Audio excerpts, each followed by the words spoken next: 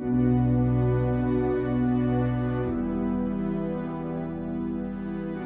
most beautiful part about storytelling is that when you tell story, you help people to connect not even to you but to themselves. I moved to South Africa. I had promised my kids that I would write some books about Africa while I was still in Europe. So back in South Africa, my daughter reminded me, you don't have any excuse anymore, write those books. I was talking about my experience living in Italy. When I was distributing my work, I didn't see many Africans that were interested in my work, even though I was talking about them. And Italians were the one that would buy my books.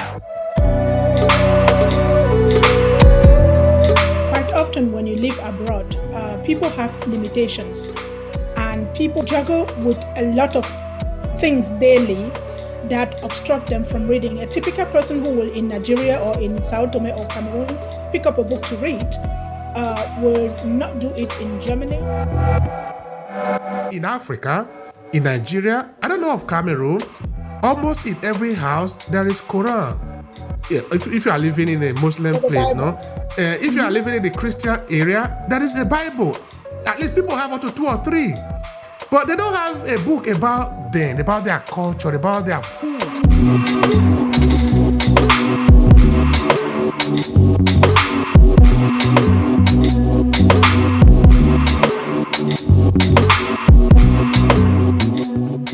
Hello everyone, and thank you for joining us today's episode of the Obehi Podcast. I remain your host, Obehi 14, and I'm joining from Verona, Italy, where we continue to share stories of incredible people that are doing incredible things within our community. So a couple of days ago, I have the honor of interviewing an incredible lady, an African who joined us from Sao Tome and Principe. We talked a lot about her experiences and what she's doing, how she have moved. Okay, first she moved from Cameroon to Europe and then traveled different parts of the world. And from there, she returned to Africa and she is incredibly fine returning to her motherland, and she's doing incredible work there in Africa. Then we touched on one of her books. Actually, she has written a number of books. We say, okay, let's take some time to zoom in on the book so that we are not in haste. That is why we are here again today. So, Ankwetta, thank you so much for being here again, sister. So, let's pretend that the people that are seeing this one, they haven't seen the previous one. So, tell the people who you are. Hello to everyone who is tuning in to Obehi Show podcast, Obehi Podcast. It's an honor to be on again today with you. So, I am Ankwetta, as my brother said. I'm an African born in Cameroon, and I was raised in Cameroon up to university level in a colonial school system. And then I left, like many of us Africa think that greener pastures are abroad in Europe. So I left home for Europe, where I spent 20 years of my life. I learned a whole lot of things along the way, but I also got exposed to a whole lot of experiences that every African has out there, racism, discrimination, exclusion, and all of that. I also did a lot of work while in Europe, and not just across Europe, but also through to the US, and also through the continent. And 2014, shit happens. 2015, I packed my 2 suitcases and I returned to the continent that we call home. First, I went to South Africa, where I spent the spiritual, sacred 7 years. And then after the pandemic, after the lockdown, I discovered another healing spot for me, which is Sao Tome and Principe. And that's where I am. And as my brother mentioned, I'm a mom. I have 2 kids. I left them in Europe. They were born in Europe. So I left them there to find myself. So for you parents who think that because of the kids, you can't do what you really want to do, I want to give you the permission right here to do that. And since then, I've authored 48 plus books. And today we'll be zooming into one specific book, but also maybe a couple of others if you are interested. So this is me. I'm here to share. I'm an open book. And if my story can inspire you, then my mission is accomplished. Beautiful, beautiful. I love that. I love that. That is really the interesting part of it. That you're here as an inspiration to others, telling them that you can do it too. You see, I say quite often that the most beautiful part about storytelling is that when you tell story, you help people to connect, not even to you, but to themselves. Now, and because you are the conduit now, because you are the one, the instrument that is helping them to connect to themselves, they will never forget you. Because they will remember that it was through you that they connect to themselves. Whether you are talking about your infancy and therefore they remember their infancy, they will always remember that sparkle, that instant that it happened for them. So yes, I think that is really an important part, that you are here as an inspiration to other people. That is really, really very beautiful. All right, now let's move straight to the point. You are writing. You are right. You are written over 14 books. You see, that is a lot of things. That's a lot of material that is going in there. Now, let's start with the first book. Let's start with, how did you get into writing? Let's start from there. Oh, okay. That one is a long story. So when I was a kid, I always wanted to be a writer, even though I did not know what it took to write a book. I wrote my first book when I was in secondary school, in a boarding school in Cameroon. And I remember there was a very famous company back then that was called Mills and Boons. So I read some of their novels, and I actually wrote to them asking them to review my novels, but I never got a response. So in between, I grew up, and family always wants to shape your life. They say, like, we want you to study law. So they sent me to the University of Yaoundé to study law. No need to say that I that I dumped it or the university kicked me out because I got involved in the students' movement. So when a few years after that, I found myself in Europe, I thought like, okay, I have to learn German. So in which language am I going to write books? Is it going to be in German? Is my German good enough? Is it going to be English? Who is going to read it? And while in Austria, I did a lot of articles. I wrote quite a lot of reports and read some of the articles that I wrote. He came to me and said, you have a story. You should write a book. I said, like, in which language should I write? I don't know. I can't. I'm not sure. So he came the third time and I said, okay, let's strike a deal.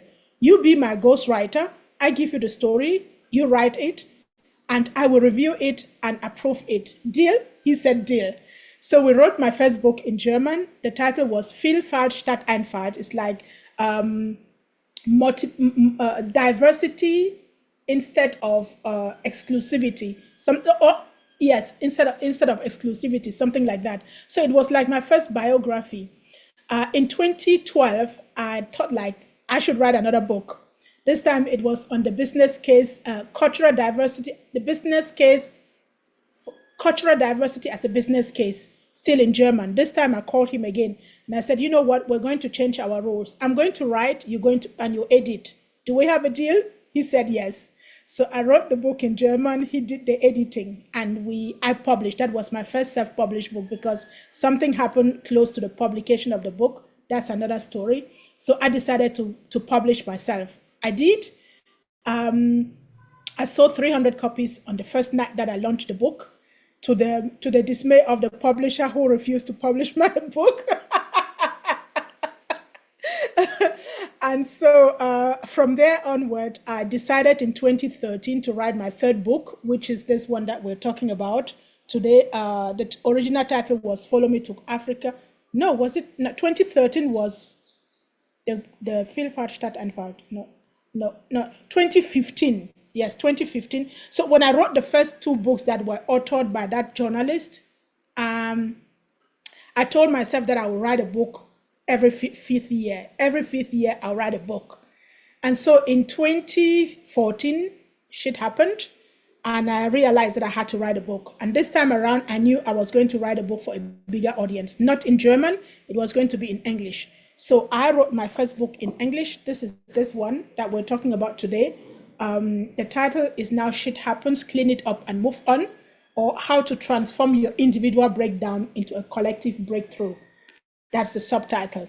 Originally, it was in an unspoken conversation with Mandela, because the circumstances around which I wrote the book, I needed someone whose troubles were bigger than mine to talk to mentor me, even if not spiritually, even more in absentia, to mentor me through my own challenges.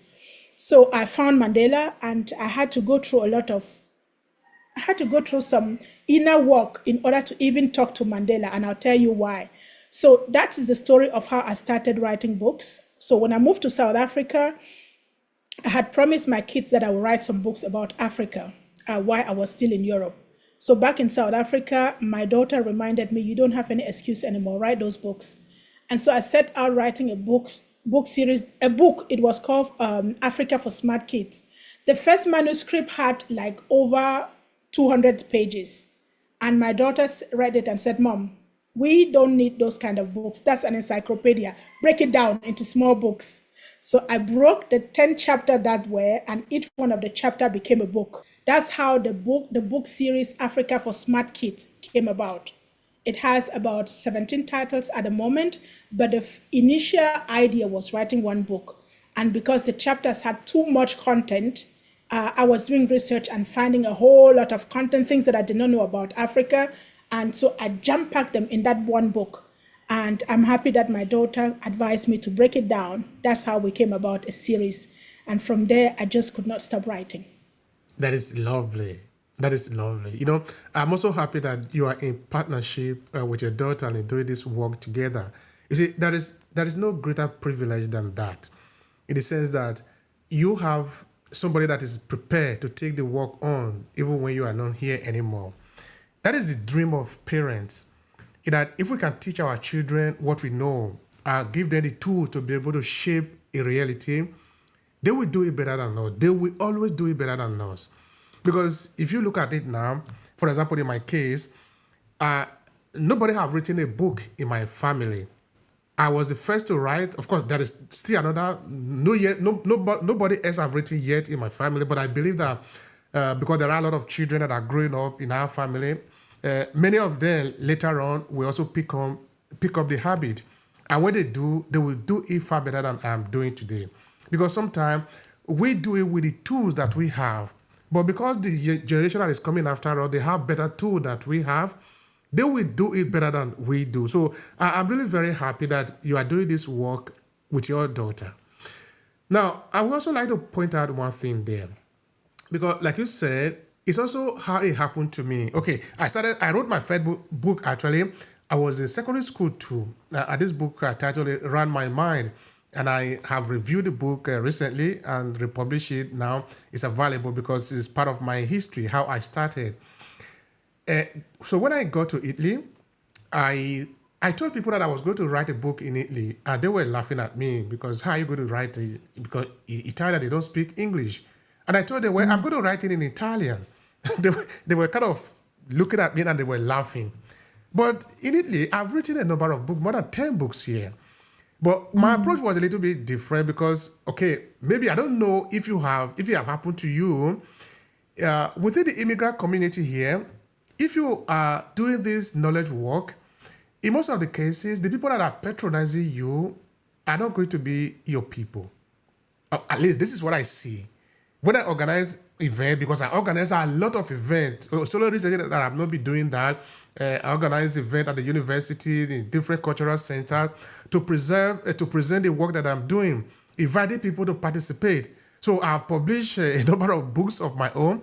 And each time I publish my book and I make it available for people to buy, unfortunately, the people that look like me, in this case, my fellow African, don't buy. So what do? If I have to rely on them, I will just stop writing because I'm writing, nobody is even paying attention. It was the Italians that were interested, but I saw that they couldn't read the English. Therefore, I have to liaise with some persons to translate it into Italian. And when I do, they buy. Then I've never gone to any university, but my book was accepted at the University of Verona, which is a city where I live, as a book for children to pick and read, learning about interculture or things like that. And this is me that I've never even gone to any university, so I've gone there a number of occasions to present this book, and of course in many other places. Anyway, what I'm trying to point out there is that we shouldn't see the limitation, we should see beyond that. How did I manage to get my book to the university? How did I manage to get my book even to the table of Italian to read?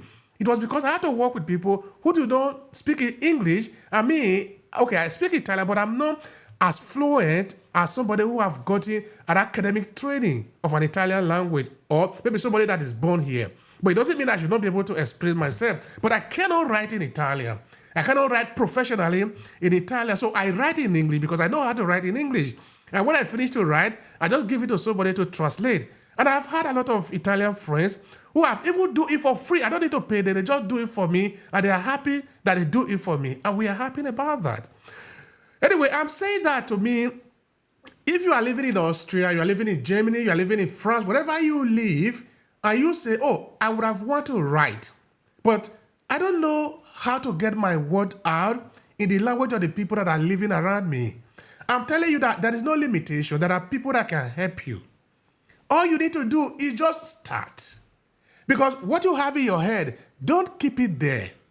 Particularly because now, later, as I go on with the conversation with Ankwetta, we're going to talk about also how writing can be also a healing for you. Not just for the people that you are talking to, but for yourself. Because now, imagine that Ankwetta has written over 40 books. Imagine if all this information is in her head. I'm telling you, it can disturb her. She removed it from her head and put it on paper. And now, it's helping her, and it's helping also the people around her. So, if you have something that is in your head, put it down. Write. Writing is good. It's a good thing. Imagine that you are not going to live forever. Imagine that your words, your works, your feeling, your thoughts, your philosophy, your point of view, how you see this world can live forever. Because they can. All right. Now, my sister, Ankwetta, I'm really interested in this approach that you went and do this work in collaboration with the other people around you. Okay, first, I'm curious. Let's put it like this. I was talking about my experience living in Italy. When I was distributing my work, I didn't see many Africans that were interested in my work, even though I was talking about them. And Italian were the one that would buy my books. No, now share with me, either in agreement or in disagreement. What is your experience of that? Our people have different challenges. That's what I've understood. That the fact that they don't buy it doesn't mean that they don't cherish it. Quite often when you live abroad, people have limitations, and people have juggle with a lot of things daily that obstruct them from reading. A typical person who will in Nigeria or in Sao Tome or Cameroon pick up a book to read will not do it in Germany, in Italian or in other places, because they're struggling with so much. They're trying to meet up with so many daily challenges. That's number one. Number two, our people we come from an oral tradition. Our tradition is one that tells stories, not reads stories.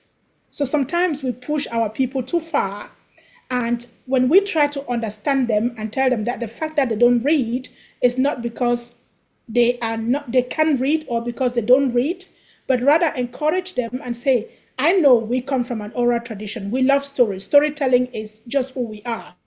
And we love to sit and hear someone narrate the story. But we encourage you to read, because when you read, you develop certain additional skills that comes from reading, which you can't get from just listening to a story. So we have to co-opt them in a certain way, kind of mentor them along the way to ensure that they read. And also giving them books that are easy to read. Some of them find some books that we write quite challenging, just because it is an autobiography and it talks about our experiences in the country where they live doesn't necessarily mean that that is what they're looking out for, that is their priority. Again, learning the language, coming to terms with the system that they're in, the winter, the food, the culture, the racism, all the things that they go through. It's quite a lot to manage. And quite often, there's not time left to sit down and read a book. So what I did, I had that challenge as well. But when I had my kids, I had to read, because I made it a point that we read a book every night. And when I was too tired to read, I would ask my children to read for me. I'll tell them, now it's your turn to read. So that's one way of cultivating the culture of reading in our homes. The fact that we adults don't read shouldn't become an example for our children. So when we're not able to read, we should encourage our children to read. And how I did that, when my son was 10 years old, he had over 280 books in his room, in his library, his personal library. My daughter is not a very big reader. She had about 120 books. But my son will even go out on Saturdays to the library to read. So when again, I'm saying we are living in a globalized world where our oral tradition, our oral storytelling culture has to be uplifted, upgraded by the reading culture if we want to become the global citizens in the world that we live in today. And we can't escape it. We can. Globalization is everywhere. So we have to find ways to encourage our children to read, even when we would rather listen to stories being told to us. Now, when we write books, we are typically writing hoping that it is going to be for our community. But the end story is that our communities may not be the people to read that book. But this is the deal. If the people in the country where we're living read those books, it means we are using our books not to empower our people, in that case, but to educate the people in whose culture we are living to better understand us through our story, through what they're reading, through what we write for them. So we are still achieving our goal in teaching not our people as we want, but teaching others to better understand our people so that hopefully they are treated differently in future.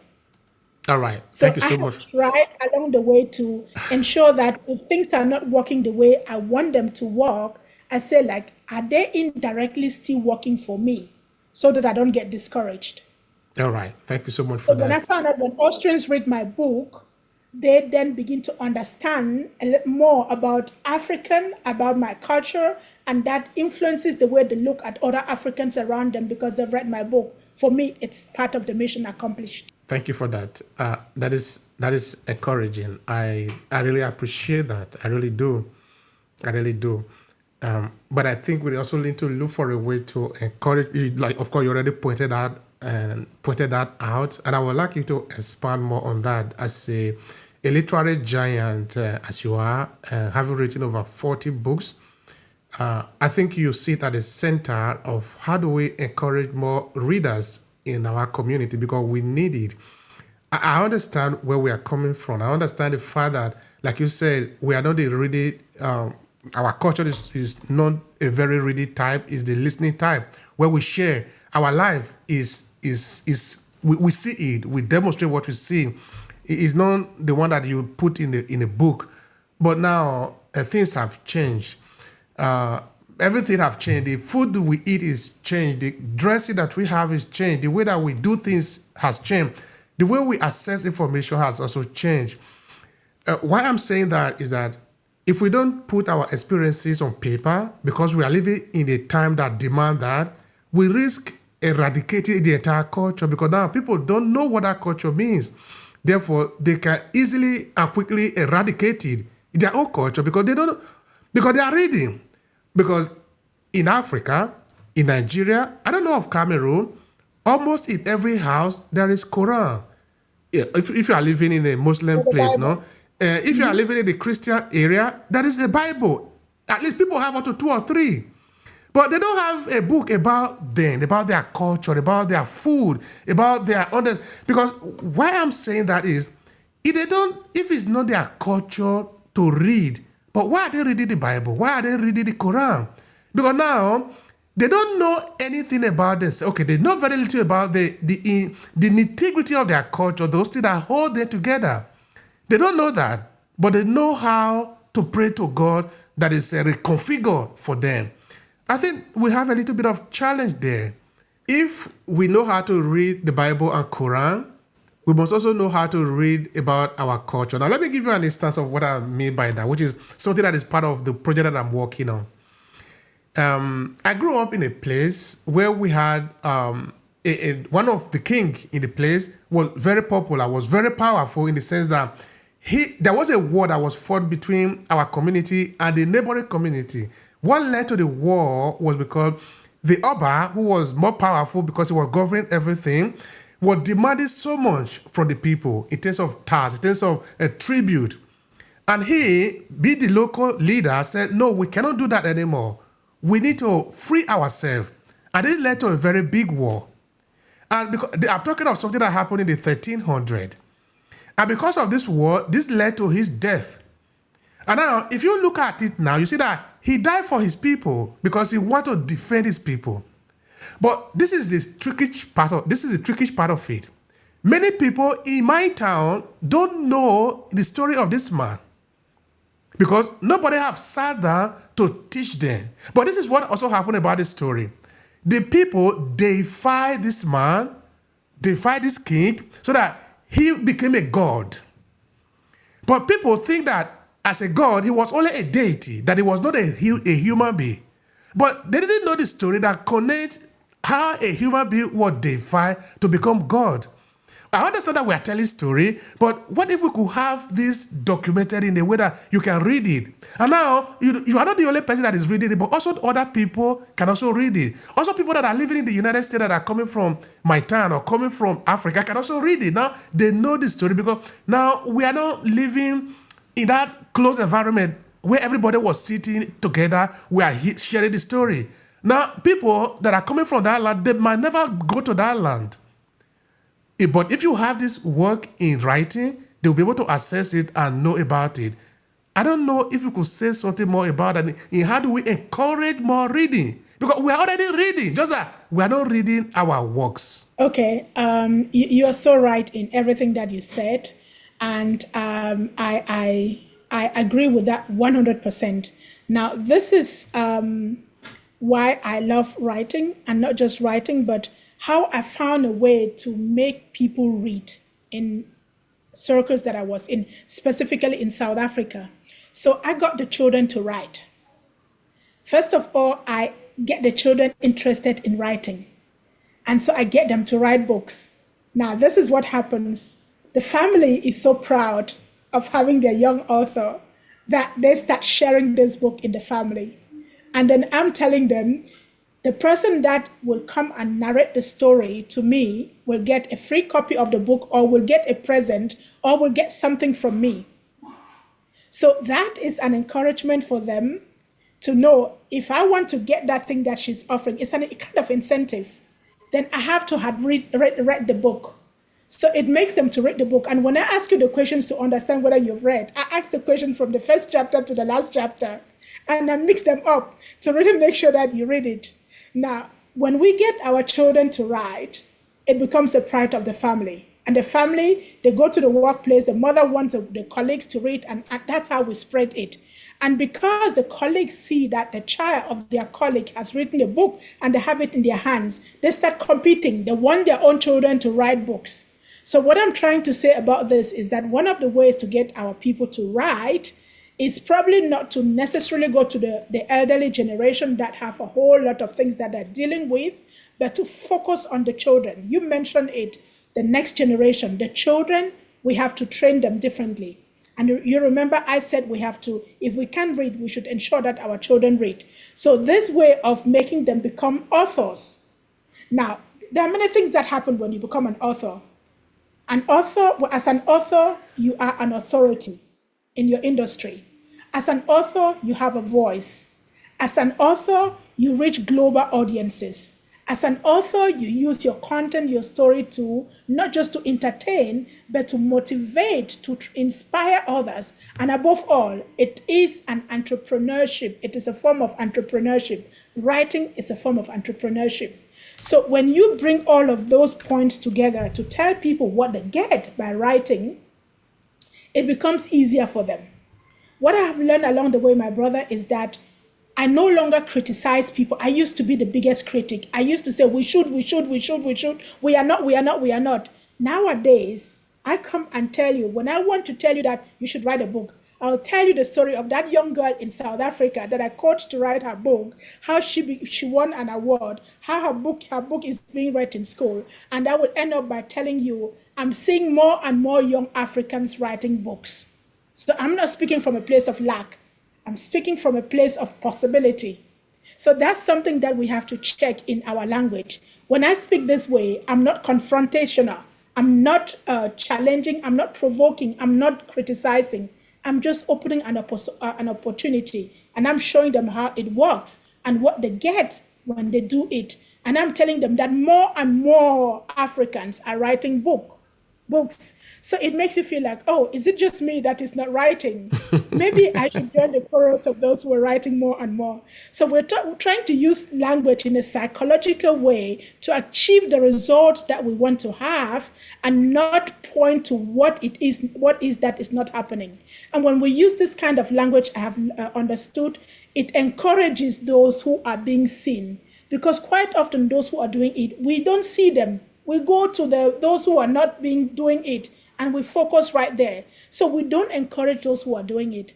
So when I come and I tell you, I have these young authors, this is what happens to them. I show you some pictures, and I tell you that more and more people are doing it. It is more encouraging to you than criticizing you. You see what I'm saying? Absolutely. So we have to check our language when we speak to people. What is the end result of that we want to achieve? So what flexible way can we use to vehicle that message so that they feel spoken to, not spoken down upon? They feel spoken to. They feel encouraged to do it. So when they go home, they say, she told me about those children. Or she said more and more Africans are writing books. I will be the next. And not only do we do that, I'm a coach for first-time authors. I specifically say I want to coach first-time authors because I know what it takes to go to write your first book.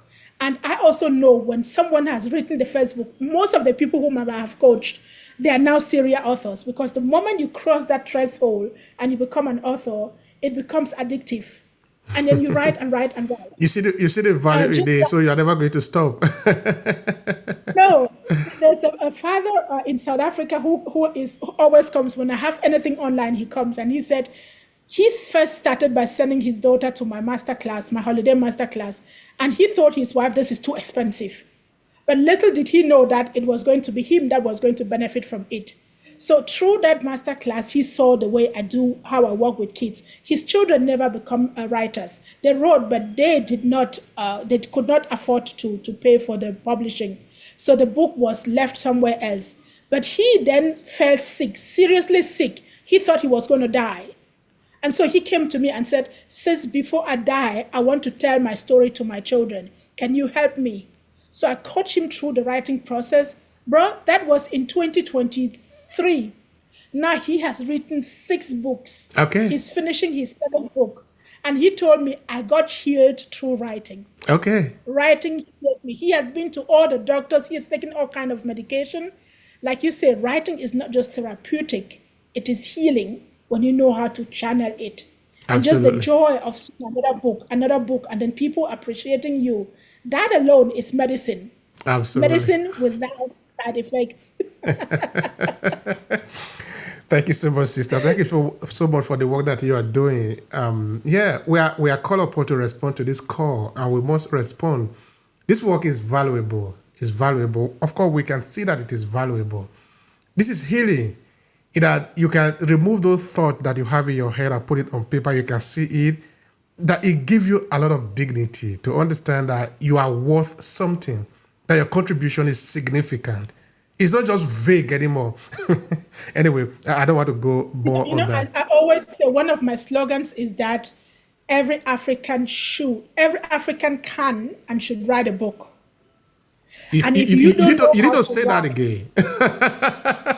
Every African can and should write a book. And if you don't know how to write for whatever reason, come to me. Come to me and I will usher you through the first process. I'll make sure that you go from the idea of saying one day I will write a book to becoming a published author if you work with me. So one thing that we have to do, writing is quite challenging. We have to give our people the tools and see where they stop. See where are the stumbling blocks. Why is it that they want but they don't? So we try to pick up, those of us who have written, pick up those stumbling blocks so that they can move forward, because every one author becomes our ambassador. becomes an ambassador of writing. Writing as a form of legacy, writing as a form of entrepreneur, writing as a form of preserving your voice, preserving your culture, preserving your story, as a form of honoring your lineage and your ancestors, and a lot more. So we have to make sure that we who have crossed that line, that we take it as a responsibility to teach others. That's why I coach people. And I specifically say, I don't coach Caucasians. It doesn't matter how much money you're bringing to the table. This is about creating a legacy for my people. So I will go coach a Caucasian under certain conditions.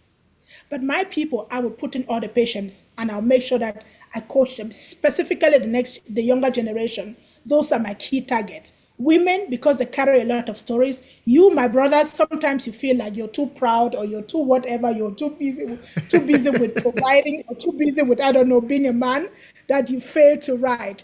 But those who write, look at Chinua Achebe, look at Wole Soyinka, look at Mongo Betty, look at, in South Africa, I mean, Mandela wrote his biography, a couple of biographies Mandela wrote. Desmond Tutu wrote books. So Kwame Nkrumah wrote books. And Patrice Lumumba wrote books. No, Patrice Lumumba, not Steve Biko. So those are African men who write. They write books of substance. They write books of substance, and society needs that. The boys growing up want to read books that are written by men that they can look up to. You mentioned a few minutes ago that we lack role models in our communities because we don't document the presence and the lives of our role models. So what I teach people also is that you may not write your story. You may say, I don't have a story. Write about your great-grandfather. Write about your great-grandmother. Write about someone that you admire in your community. Write about the chief in your village. Write about someone else. Pick someone. Do research. Write. Do an interview with them and write. And you become an author, and they become the storyteller. Absolutely. Absolutely. You see, there is something I just wanted to quickly add there to what you're saying, that every African can and should write. Because many people think that there are too many books, so there is no need writing. But I say, no, it is not true. Throughout the time that I grew up in my village, I didn't see any person writing a book in my village. So there's not too many books yet. There are a lot of people in my village. Let me tell you how I answer that, brother. Let me tell you how I answer that. I tell them, you have a story, right? You are a person, right? So go to Google and put the title of the book that you like to write. If you find that one, add your name and see if it pops up. If it doesn't pop up, it means that's your space. It's not occupied. So don't let it stay that way. Okay? Make sure that the next time that you Google, that title will pop up, and this time with your name. When your children and your great-grandchildren Google, that will pop up. Lovely. Because Nelson Mandela said, sometimes, Nelson Mandela said, over the centuries, people come and go. Generation upon generation, what is it? People come and go. Some leave nothing behind, not even their names. So I'm telling people that make sure that you leave at least your name behind when you go. We all will depart from this world. But you see, people like Charles Dickens, or what is the name, Shakespeare, and all those people, we never met them, but the books are here, and we read them. So when your great-grandchildren, what is it that you regret not knowing about your ancestors? So now it is your responsibility to break the bond and make sure that your children will not lack the knowledge about your present. So they don't go inventing your presence, thinking whether you were even here or not. So leave your footsteps. And your footsteps, one of the best artists, musicians do with their music. So write so that you can leave your footsteps. How do you call it? Actors and actresses, they leave movies behind. You will go Google and you'll still find their movies. They are long gone. So what is it that you are going to leave behind so that you're not forgotten when your great-great-grandchildren start looking for you? We are lucky that we're living in the age of internet. So things are being stored there. Archives are there. So when they go online, would they find you? I can't find my grandmother because she didn't have social media. She did not. Now we have a responsibility. And that brings us, my brother, to another form of content creation. If book writing is a challenge for you, You certainly go online every day and watch videos. Become a digital content creator, not a digital content consumer. If you consume 3 hours a day, start by using 30 minutes to create your own content and gradually change the game by watching 30 minutes of someone else's content and creating your own. People are making new millionaires online. I wrote a book. One of my books is called Content Creation, the Content Creators Code from Idea to Cash Flow. I show you how many new young digital millionaires are aspiring. Digital content creation is a 100, how much is it? $270 billion industry. And Africa is still lacking behind.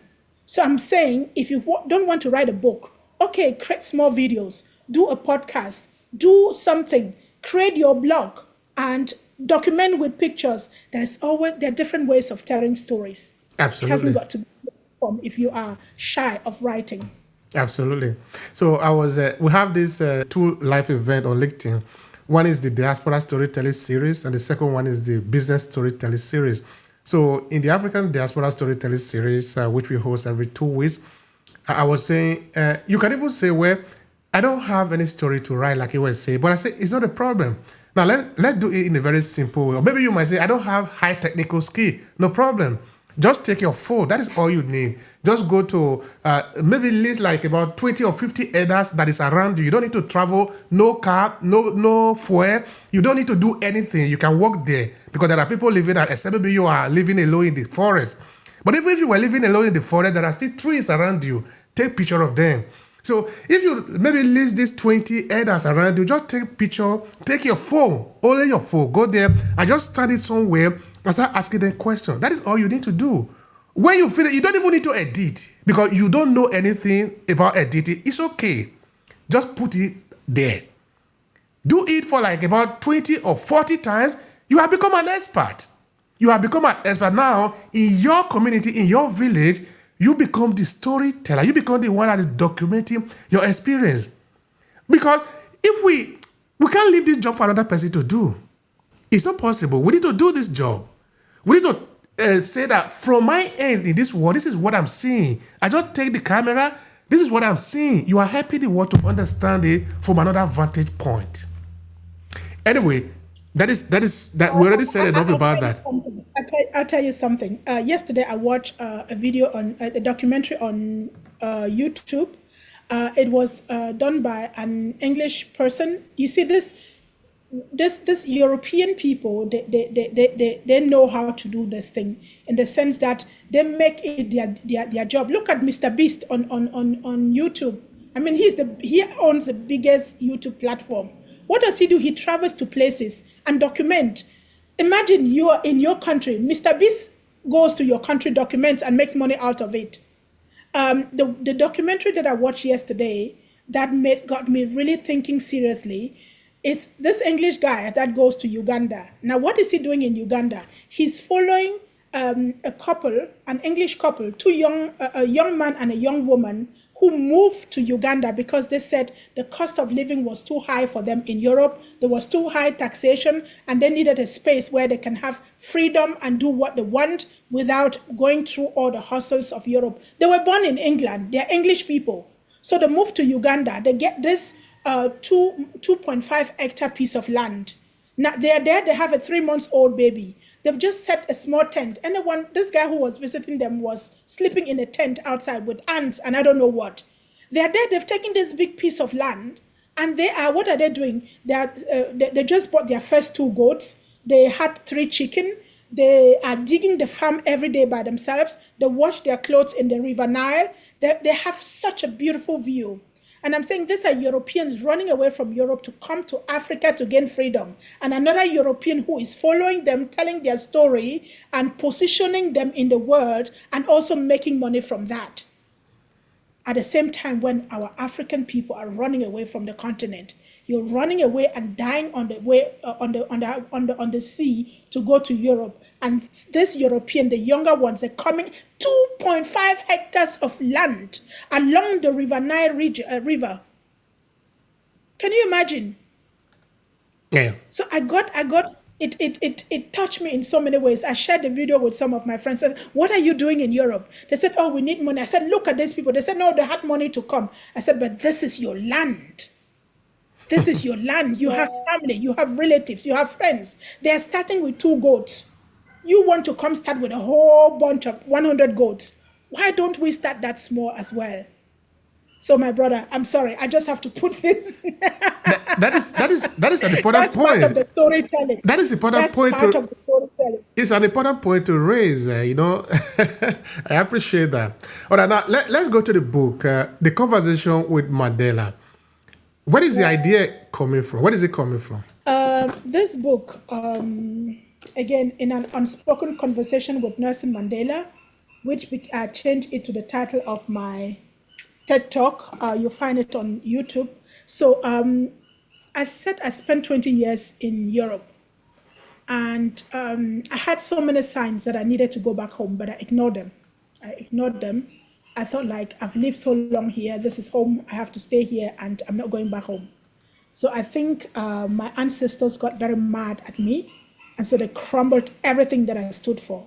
I was almost landing on the street in winter with my kids. This is someone who has received 18 international awards in Austria. This is someone who has been seen to be, who has been featured as among the top 10, 100 most influential black women in Europe. This is someone who has seen all kinds of boardrooms, and then you're about to become homeless in a country that you have invested so much in. Can't tell you how much I invested in Austria in terms of the investors that I brought from different European countries, from America, how I polished the image of Austria through the activities that I was doing abroad. And this was happening. So I knew that something needed to be done. And I needed a coach. I needed someone to coach me out of the dilemma that I found myself in. And just that week, so we're talking from the time from February to August 2024. So around February, I had my challenges that most of my contracts were canceled. My sponsorship for my project was canceled, like one after the other. And so I was still, and I noticed that I had to let go of my employees and then give up my office and move the rest of my stuff to my home. At the same time, I had been struggling for the first time in my life in Austria for 2 months to pick up my rent. And that house, I had paid a mortgage of 45,000 euros to get that house. And that was the second year that we were in that house, meaning the mortgage was still not consumed. So there was no point for the owner to want to kick me out. So I had to take back my home, give away my office, take home all my stuff. To the house that I was almost being thrown out of. Around that same time, my kid brother, died in the US. And I knew that I couldn't go home for burial. I had no resources. So the only thing that I had to do was stay on the phone. And I knew that it was not a time of cell phones. I still had a home phone. I knew that by the time I finished, the phone will be gone because I would not be able to pick the bill. But I did it all the same. I had to kind of accompany my family on that journey. And so once that was finished and the phone was cut off, my son was diagnosed with diabetes, type 1 diabetes. All of this within the period of, and this was quite a lot to carry. It was so much. I didn't know what else to do. So my friend said, go to social welfare and all the stuff. I refused. So one of my top political friends, she called the social welfare service and made an appointment for me, called me and said, you have been contributing into this system. Go there to them. And so against my will, I went there. And when I entered this office, this young guy that was sitting behind the desk looked at me and said, do you know that you're coming here for taxpayers' money? And I was so sick in my stomach. And I said, like, do you not realize that I pay tax? Do you realize that you're sitting here because there are people like me out there? Do you even know how much I've poured into this country? Do you know who made an appointment for me to come here? And I said, if you ever speak to me that way, I'm going to make sure that you get the consequences. So I walked out of that office, called that friend and said, I'm not going back there. I don't want children that could have been my children that I could raise to look at me and speak to me just because I come to the social welfare. So this friend, she was so mad, she called them. This guy was kicked out of his job because he disrespected me, but not because I complained, but because that friend complained. So I knew in that situation, I needed a mentor. I couldn't find one. So I decided I'll speak to someone. I need an African who can understand me. I don't need a European who is going to tell me go to social welfare and all the nonsense. I need someone who can walk me, who understands what it means for an African to be in such a situation. So I dreamt and something said, talk to Mandela. And I was like, talk to Mandela, who? Mandela who dumped Winnie Mandela? Mandela who did this and that? I have no respect for that gentleman. I'm not going to talk to him. So that thought kept coming back. It kept coming back every evening. So one night I just sat and I said, okay, talk to man. How do I even start? And so eventually I started a conversation. And if you don't mind, I'll just read you like the beginning, the chapter that I started when I was talking to him. So it says, Dear Madiba, no, the title is, then I had to find someone I could learn from. And that was Nelson Mandela. So, dear Madiba, oh man, how do I start a conversation with a man of your caliber? Is it even polite to say dear Madiba? Should I rather say dear Mr. Mandela? Or would you prefer dear Mr. President? When I had the idea to initiate this conversation with you, when shit happened to my life, it sounded crazy, scary, and creepy until I decided I was going to do it anyway.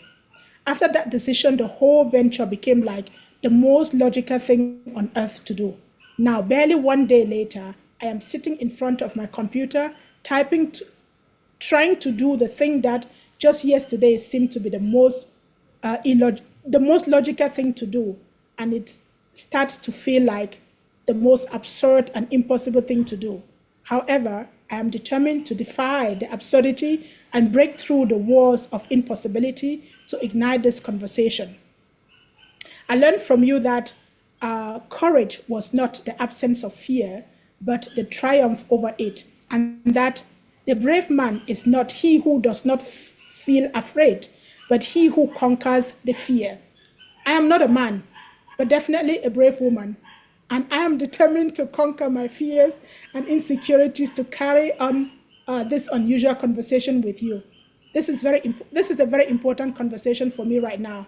I could say it is existential for me and my children in our current quest for quick and effective answers or solutions to our current mess. We are standing at a very important crossroad in our present life and need wise advice, a big portion of inspiration, and above all, an unshakable courage to change our present game, to be open for our total transformation. So I beg you to overlook my insecurities and to be patient and indulgent with me. Wish me good luck, because what I really want to share with you in this conversation needs special attention and a much deeper reflection than I alone am capable of finding.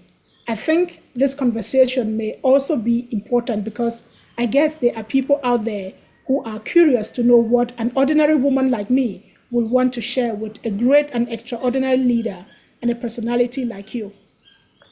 So this is it just goes on and on and on. And in some parts of the book, so in the chapter that followed, I had to make peace with him. I told him that I hated him, I didn't like him, I had no respect for him because of the way he treated Winnie Mandela. But I have learned along the way that women and men businesses are their intimate affairs, so that the journey is not always smooth. So I will respect Winnie Mandela and still respect him. And I also understand that he's a man. He may not understand some of the things that I'm saying, but in that case, I just beg him to listen to me. And so the conversation went on. So this conversation, you had it in Johannesburg, in Pretoria, or in Austria? No, Tell us how it went. In Vienna. It was when I was really going through this, my challenges. I didn't know what was it. I still had not made up the decision to leave Europe.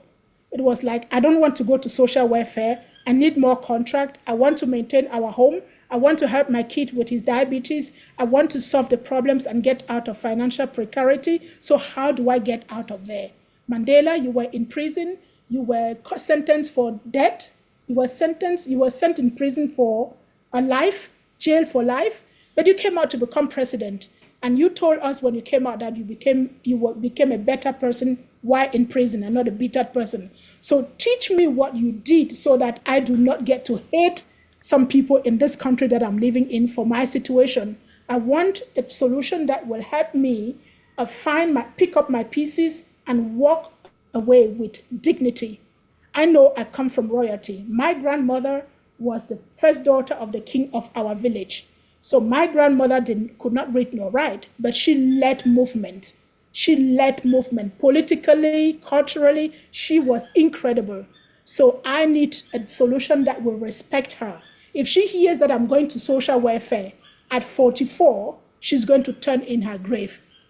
So I need a solution. This is how I went into that conversation. And again, from chapter to chapter, I just poured my heart out and imagined what Mandela would be saying.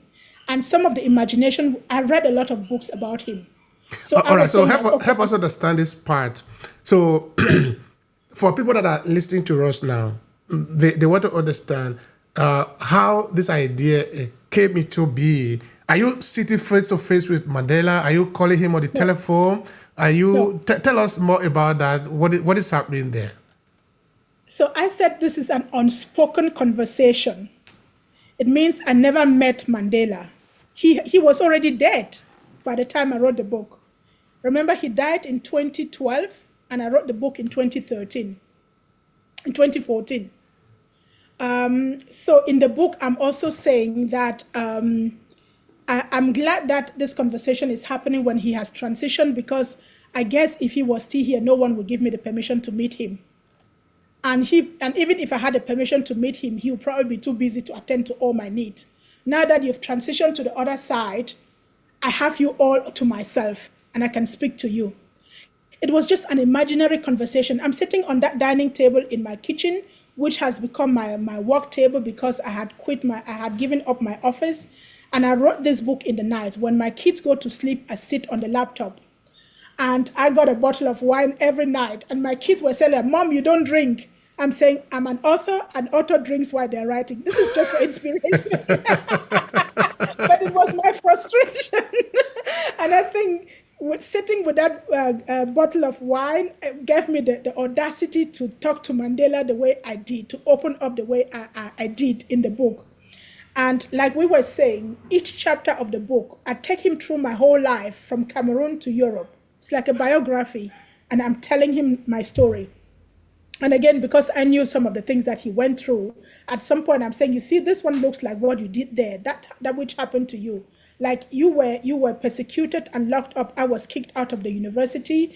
When you were Robben Island, you started your big garden. You see the house that I'm about to be kicked out of. I actually have a small garden here, and I plant my own food as well. I know that you had to at that tribunal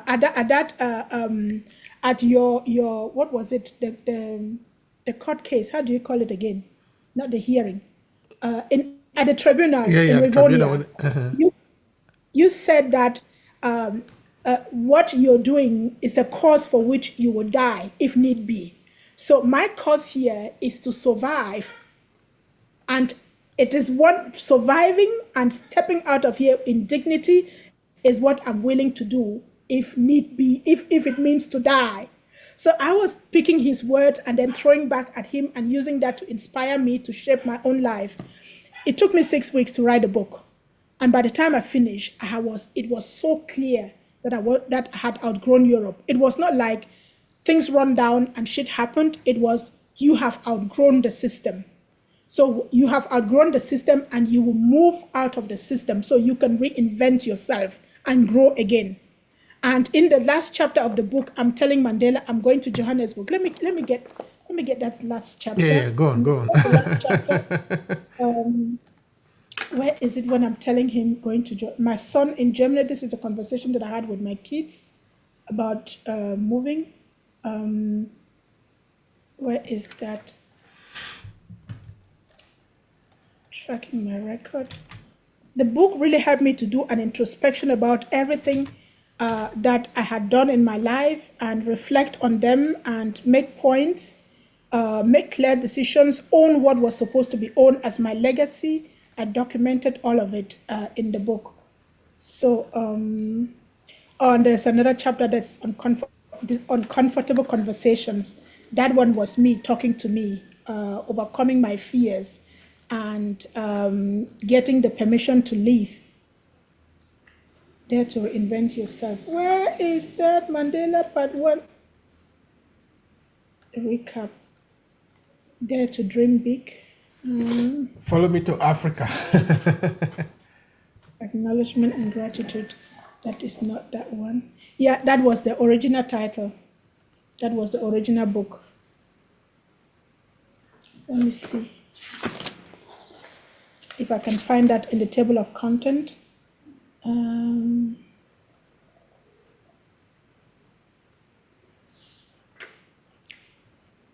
Page 76. That is where I was comparing my place with his prison yard.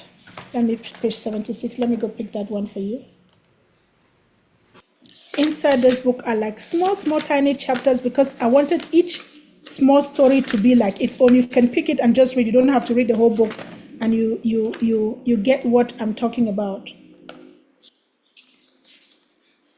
Personal development. You in Vienna, okay. The passion for food. This is where I was comparing. Okay, let me read this one for you. The love for Johannesburg.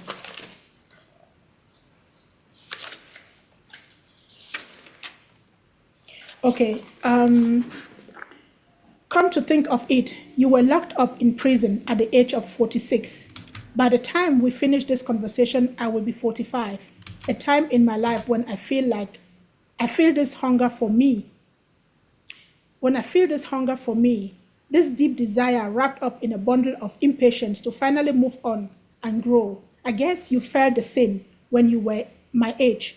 Did you have this feeling that things are not moving as fast as you want them to that you have not got all the time in the world for all you want to do? Did you feel this fire in you almost burning you down to ashes, and all you wanted to do was jump and run as fast as your feet can carry you to the next best version of you? Then welcome to my world, Madiba. That is how I feel right now. Whatever I do, I have the feeling I should have done it yesterday or even last year. I just have this feeling that I have too little time left. Do not ask me why I feel this way. It could be because I see how much still needs to be done on our planet. It could also be because I need it for my ego. It might be because it's part of my being on this planet. I guess it is a combination of all of that. Perhaps it could be that I feel this way because of the environment I live in and the things that go on there. Or it could also be just because of my burning need to leave my own footprint like you did before, in my own time, before my time is out. Yet it could be because of my dire need to affect change, to inspire someone, to be a person I want my kids to look up to with pride. I guess it is a cocktail of all of these reasons, even though it does not make me feel better. Thank you so much for that. I'm going to go give you another comparison that I did with him that made me, where my decision to move came from. I wanted to pick the place where I compared his being in prison and how I still had the house. I was telling him, like, look, you were in prison, locked up in a cell of 4, what was it, the measurement? And I have an apartment with 3 bedrooms, and I'm complaining. You were not complaining. You were doing your garden in buckets, and I have a piece of land in my yard. It still is my house. So after that conversation, I really got the courage to move on. I realized that I still had a whole lot, and that I did not have, complaining was not going to take me anywhere, and that I needed to take action. But I also knew that I had outgrown Europe and that I needed to move. So I was telling him that I'll go to Johannesburg, that he should guide me because I want to step into some of the places that he has been in. I want to step into his footsteps. Not that I want to measure my footsteps to his because they are too large for me, but rather because I want to put my feet in places where he has put his feet because I need his guardians. All right. Now, I have a question for you there. Yes. This idea of, because by this time, you know that Nelson Mandela was already dead. But this Yes. idea of reaching out to him, where is it coming from? And what were you actually expecting to get out of this encounter with him? Be an ancestor now. I had no real idea about ancestors by then. I was not really thinking about ancestors, not the way I had no real awareness. But it just came. It just came. The thought came, and because it came repeatedly for over 1 week, almost every evening, and I needed a solution. It was out of my dire need to find a solution to my situation. I needed clarity. I needed, when you are going through that kind of a problem, you talk to people. Before you say 2 words, they have said 3. People want to stop you and correct you. I needed someone who could just listen to me because I knew in talking, I would find my own solution. But I needed to talk it out. Okay. And I couldn't call a friend because if I call a friend, by the time I said it, they would say, do this, do this. Have you thought about this? But I just needed to talk it out. I needed to declutter. That is the word. I needed to declutter so that I could find clarity within me, one that resonates with me, one that gave me my next chapter, like gives me clarity about the next steps to take, which are not influenced by the environment that I've recognized that I have outgrown. An All right. environment that doesn't give me the respect that I want, that I know that I deserve. Okay. And it was championed by that experience with that guy at the social welfare office. And the fact that when I spoke to everyone, all of my friends, including my Austrian friends, most of them said, you are so ungrateful. Look at what you have achieved here. No black woman has ever gone as far as you have done, but still you're not satisfied. And I was like, you don't understand me. I'm 44. I'm at the prime of my life. My kids are growing up. This is when I have to reshape my life. And whatever I want, you tell me it's too much, then it means this is not my environment. Maybe there was another point that got me to talking to Mandela. When Mandela died, a couple of friends, African friends, and we organized a big memorial for him in Austria. So that memorial, we had to speak to the ambassador of South Africa in Austria, who attended the memorial, and everyone was so happy. We got people who had met Mandela in their lives, diplomats, they all came and gave testimonials. So that was the first time that I connected with Mandela as a person, and getting people to speak about him at that memorial was the first step. So when I had this idea of writing the book, I went to the embassy of South Africa, and I told them that I wanted to use Mandela's name. They said I had to go to South Africa and speak to the director of Mandela's foundation because I needed permission. So it so happened that I had to travel to South Africa to prepare my return there. And so the embassy gave me the contact of the Mandela Foundation director. I wrote to them. When I went to South Africa, they received me and they gave me the permission to use Mandela's name. He said, we never do this. We only use Madiba's name on books that are written by us, house-written books. But for some reason, we would like to give you the permission to use the name.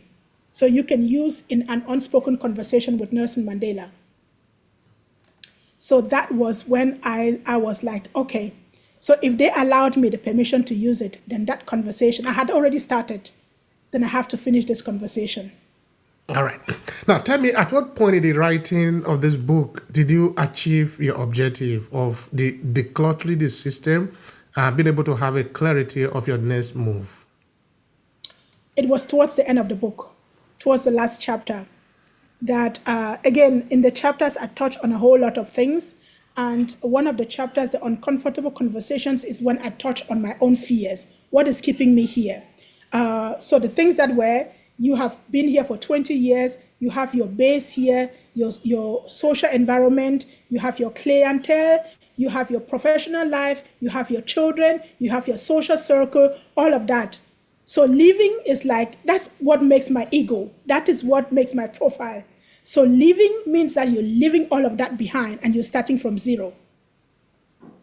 So I said Mandela had to come out of prison with zero to become the president. So I want to know what I will become if I drop everything that I think that I stand up for, because it didn't stop me from almost landing on the street anyway. By the way, I succeeded to pay the 2 months arrears, and I told the person, it's in the book, I told them, I will leave this house when I want, not when you want me out. I paid to get this house. You don't know where I'm coming from. Just because you find me at the crossroad where I have some financial challenges, that doesn't give you the permission to define me. Because the lawyer of the house owner said, this communal houses that they have in Europe, he told me, you are an entrepreneur, or a self-employed, you are an immigrant, you are a black woman, you are a single parent, you don't have the resources to own a 3-bedroom house. You have to move out and find a 1 or 2-bedroom house. That should be enough for you, and not in the district where you are, because I took my kids in a nice district. We were the only black family in that district. It was a newly built complex, and I picked the house that had the garden so we could have the life that I imagined for my children. So this person telling me you don't deserve to be in that place, that really touched on my pride. It touched on so much, on my values, on my so much that was important to me.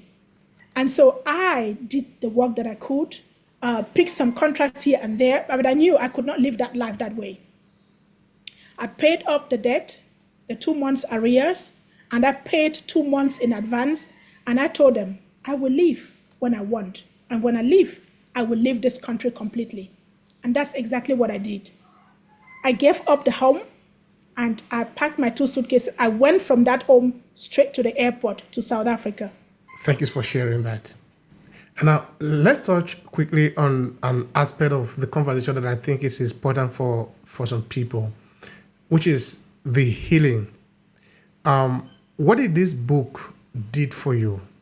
In what way does this book heal you? Because now you said that just now when you were reading, you said that you from time to time go to reread the book, which means, like I said, it's a personal book to you. Yes. And it is doing something for you. That is what I'm interested in. What is this book actually doing for you? It's like my time capsule. How do you call it? It's like my time, they call it time capsule? Yeah, correct. What is it? So it's like my navigator, like my GPS. I go there to see where I was and to see how far I have come.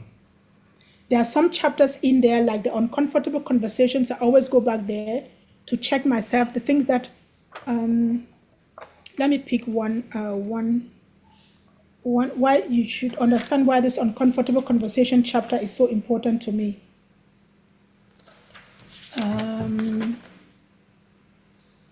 I just read one part for you. This is I was listening to 2 voices. One voice, I named it Assimi, that's assimilation, my assimilation in Europe, which represents the voice of fear, the fear that prevents us from moving. And the other one was Globuntu, which was a concept that I was developing. That one was like the voice of reasoning, the voice that was getting me out of Europe, the voice of the future. And I was just listening to the conversation. And this conversation came to me in the night. I will sit down and I listen. I'm just like a spectator. And I will write them all down. And then I will reread them. Let me read. I want a very, very... this is Globuntu talking. At the assimilation voice, I think I have kicked it out in one of this. Let me see. I need to read. It is so, I had to go to court with myself. Okay, Overcoming Fear. This is the title. Note, Globuntu notices how confused Beatrice is and turns to her. Don't tell me you don't know me. No. It has to be. There's a lot of information there, right? A lot. So this is the voice of fear speaking to me.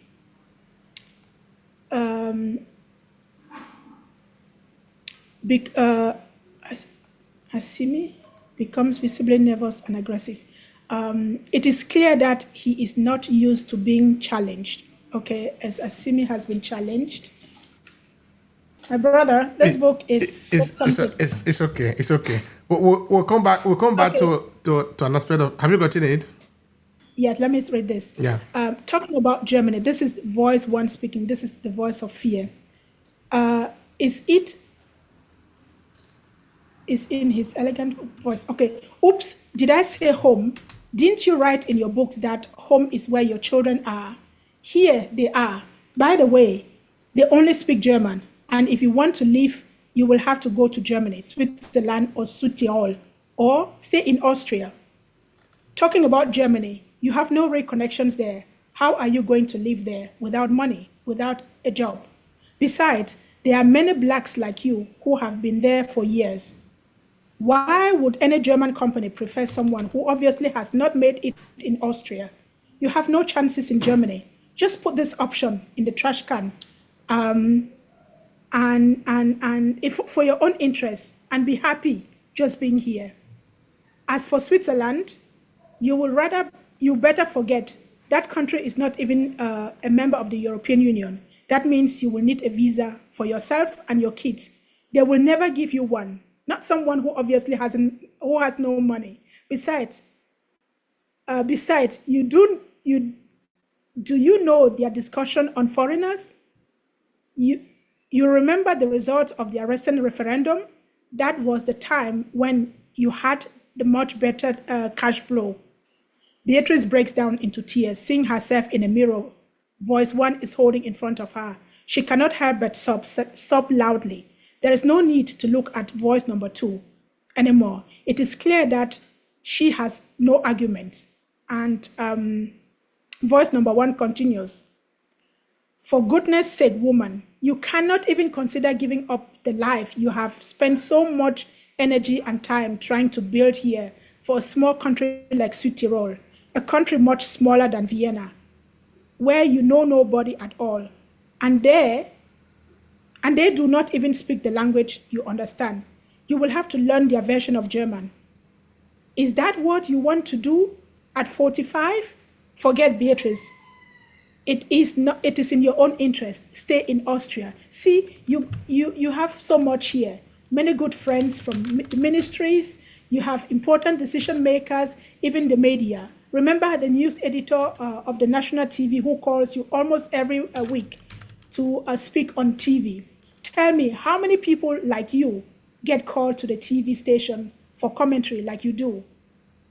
You have a reputation and a name here, which you have worked so hard for anyway. No, you are not doing that. You have your kids and the insurance system. You know everyone who matters in town. So you have friends here. You do not want to start all over again, do you? Remember, it took you so many long years, tedious years to get to where you are.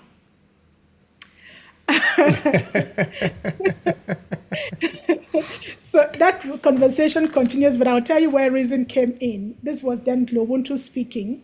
The voice of Globuntu kicked out that voice that was trying to get the best out of me. And Globuntu laughs even louder this time. Are you threatening me? You really do not know who I am? The truth is, I have always been with you. I have always been here since you were born. I was with you. I have always been around. And then the assimilation. 16 months she called for you. No. I don't want to take you there. My friend, your time is over. So this is Globuntu speaking. My friend, your time is over. You are responsible for the mess in her life. She calls upon me because she realizes that you were misleading her. So pack your bags and leave. I need time to clean all the mess that you have assembled over the last 20 years. Asimi laughs. So this is when Globuntu and I will have to do some work. Globuntu folds her hands and while Asimi disappears out of the window. And now Globuntu is speaking to me. See, you really you see, you really are done. It is time to make your final move. No, no, that's the Asini. No, my brother, All right. I Thank you don't so want to much. get it more complicated to you, No, no, no, no, but no. it It's gets to a point where this boy starts yeah, yeah, yeah. advising me what I have. That, Yeah. that is it. That is a lot. That is a lot going on there. So I really thank you so much for the sharing. Now another thing also I would like to understand is how people have received this book or your writing generally in terms of the market and things like that. What do you want to say about that? The Africa for Smart Kids series is in schools in Johannesburg. So it got into more than 2,500 school books, now school libraries. And these healing books, I must be honest with you, I sold it to my circles. It is not on Amazon. I put it on Amazon and I pull it back because it is a work in progress. I'm constantly going back and forth, trying to update the chapters, trying to do one thing because that's still my life. It's not like a book that I have finished and I've kept and said it is done. I'm still going back and forth. I'm still saying I want to rewrite the books. I want to update the chapters. I want to do this. So this is like the third edition. The fourth edition is on my laptop as we speak. So I keep going back and trying to adjust. It's like I'm fixing my life from there. That is the construction side of my life. So sometimes you have those books that are just like, that's you. And you keep going back and forth. I'm not just reading, I'm trying to see what has changed. Did this materialize? Has this become obsolete? Do I need to let this go? What is it that I need to replace this with? What is the next best version of this? So I keep going back and forth. But the other books, like the tools that I have done, so this was like my second autobiography. Right now, I'm not writing a biography anymore because I am still working on this one. I have to do one version that a biography that covers Austria, another one that covers South Africa, another one that covers Sao Tome. So I'm still trying to figure out how to deal with that. But since being in Sao Tome, I told you that I got the inspiration through a series of dreams that I had that led me to writing toolkits. Toolkits like this one. This is 30 days money liberation All right, toolkit. for the toolkit, I think we are going to come back to you on another occasion so that we'll just dedicate time to it, talking about healing and how this intellectual work can be very useful to people, particularly those in the diaspora, and how they can also benefit from what you do. So we are coming to that on another occasion. So for people that want to reach out to you, tell them how they can reach out to you and connect with you. I think the easiest way is to online. On my website, you'll find all of these books that I'm talking about. Also, my courses and my mentorship and coaching programs. I think, my brother, you have to put the website probably on the box. It's achalekesglobuntu.books.com. They can find me there. I have a TikTok channel that is very, very, I post almost every day on TikTok. So it's a channel that has now close to 61K followers. I do a lot of African history and some bits of healing on that channel. Otherwise, I have a space that I call Buy Me Coffee. Sometimes I do some sharings there. It's also a space that I use for healing. I have WhatsApp groups that I get like more exclusive content where I share exclusive content with people who want to journey one step of the way with me. And so those are the spaces. I'm on Facebook, LinkedIn, and YouTube. I'm trying to build a YouTube channel. It will pick up in 2026 because I have finally found an agenda for my YouTube channel.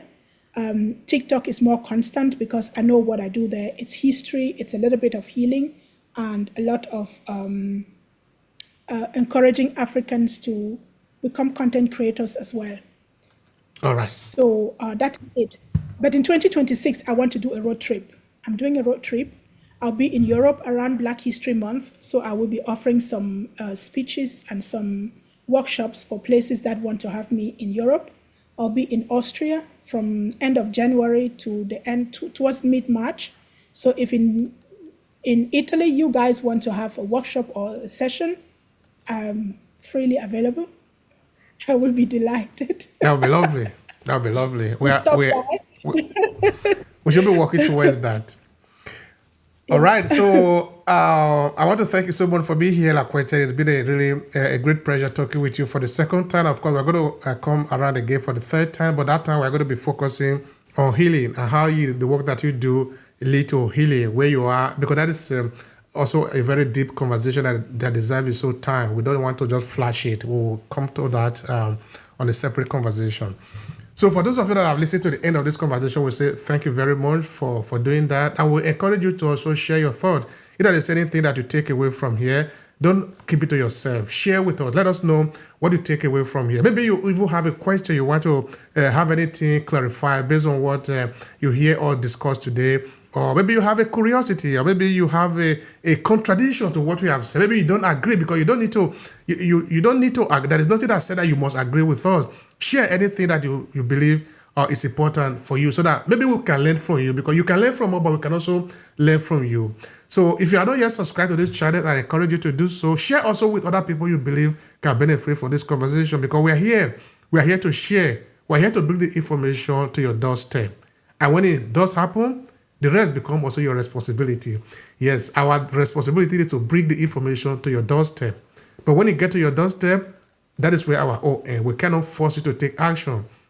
When you don't take action, it will remain like yesterday. If you want it to change, then you need to take action. So thank you so much for being here, and see you next time. My sister, thank you so much for being here.